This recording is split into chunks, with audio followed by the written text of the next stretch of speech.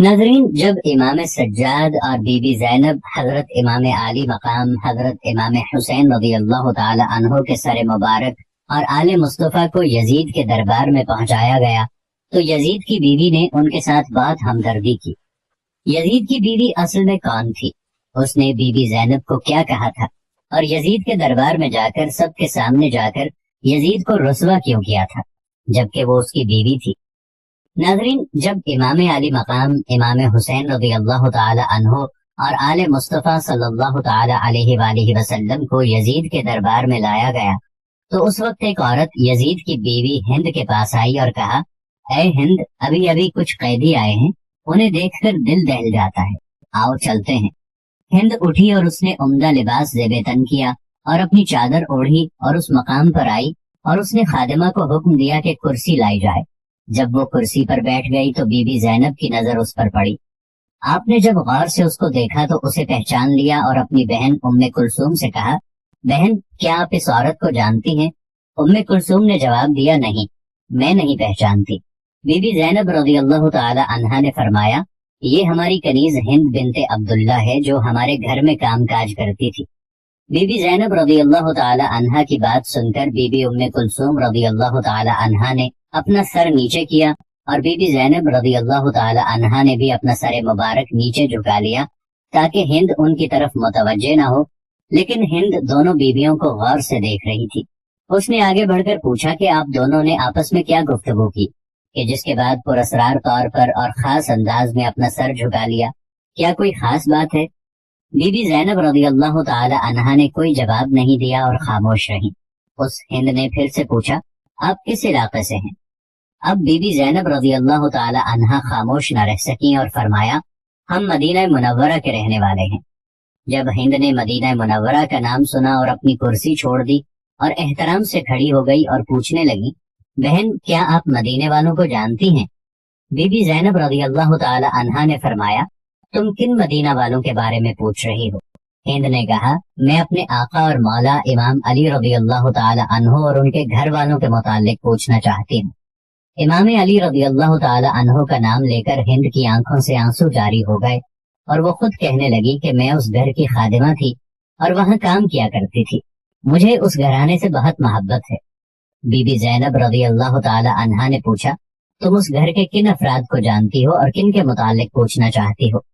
ہند نے کہا، میں امام علی رضی اللہ تعالی عنہ کی اولاد کا حال معلوم کرنا چاہتی ہوں۔ میں امام حسین رضی اللہ تعالی عنہ اور اولاد حسین رضی اللہ تعالی عنہ اور امام علی رضی اللہ تعالی عنہ کی پاک باز بیٹیوں کا حال معلوم کرنا چاہتی ہوں۔ خاص طور پر میں اپنے آقا زادیوں زینب رضی اللہ تعالی عنہا اور ام کلثوم رضی اللہ تعالی عنہا کی خیریت معلوم کرنا چاہتی ہوں، اور اسی طرح حضرت فاطمہ رضی اللہ تعالی عنہا کی دوسری اولاد کے متعلق معلوم کرنا چاہتی ہوں۔ بی بی زینب رضی اللہ تعالی عنہا نے ہند کی بات سن کر اشکبار آنکھوں سے جواب دیا، تو نے جو کچھ پوچھا ہے میں تجھے تفصیل سے بتاتی ہوں۔ تو نے حضرت علی رضی اللہ تعالی عنہ کے گھر کے متعلق پوچھا ہے، ہم اس گھر کو خالی چھوڑ کر آئے ہیں۔ تو نے حضرت حسین رضی اللہ تعالی عنہ کے متعلق دریافت کرنا چاہا ہے، تو یہ دیکھو تمہارے آقا حضرت حسین رضی اللہ تعالی عنہ کا سر تمہارے شوہر یزید کے سامنے رکھا ہے۔ تم نے اولاد علی رضی اللہ تعالی عنہ کے متعلق پوچھا ہے، تو ہم حضرت عباس رضی اللہ تعالی عنہ سمیت سبھی نوجوانوں کو کربلا کے تپتے صحرا میں بے غسل و کفن چھوڑ آئے ہیں۔ تو نے اولاد حسین رضی اللہ تعالی عنہ کے متعلق پوچھا ہے، تو ان کے سب جوان شہید ہو گئے ہیں، صرف ایک امام سجاد باقی ہیں جو تیرے سامنے ہیں اور بیماری کی وجہ سے ناتواں ہیں۔ اور جو تو نے زینب کے متعلق پوچھا ہے تو دل پر ہاتھ رکھ کر سنو، میں زینب ہوں اور یہ میری بہن ام کلثوم ہے۔ بی بی زینب رضی اللہ تعالی عنہا کا درد بھرا جواب سن کر ہند کی چیخ نکل گئی اور سر پیٹ کر کہنے لگی، ہائے میری آقا زادیوں کو کیا ہو گیا، میرے مولا کا حال کیسا ہے؟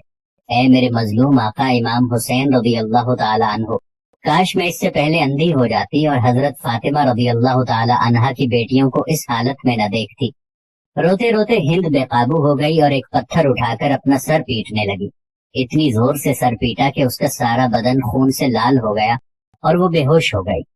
جب اسے ہوش آیا تو بی بی زینب رضی اللہ تعالی عنہا اس کی طرف متوجہ ہو کر کہنے لگی، اے ہند، تم کھڑی ہو جاؤ اور اپنے گھر چلی جاؤ، کیونکہ تمہارا شوہر یزید بہت ظالم شخص ہے، ہم اپنی مصیبت کا وقت گزار لیں گے، ہم یہ نہیں چاہتے کہ ہماری وجہ سے تمہارا سکون برباد ہو جائے۔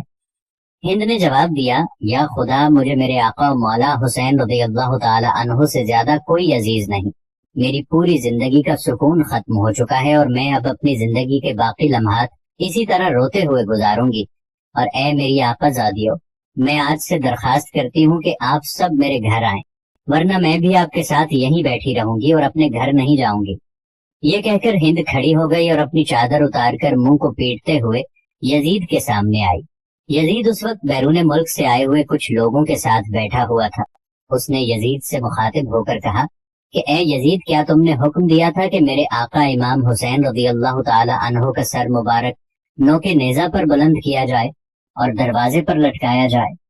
یزید نے اپنی بیوی کو اس حالت میں دیکھا اور وہ فوراً اٹھ کھڑا ہوا اور بھرے دربار میں اس کا ننگا سر دیکھ کر اسے برداشت نہ کر سکا، اسے چادر پہنائی اور کہنے لگا کہ ہاں، میں نے حکم دیا ہے، اب تو نواسہ رسول پر ماتم کرنا چاہتی ہے تو بے شک کر، لیکن حقیقت یہ ہے کہ ابن زیاد نے جلد بازی سے کام لیتے ہوئے امام حسین کو قتل کر دیا۔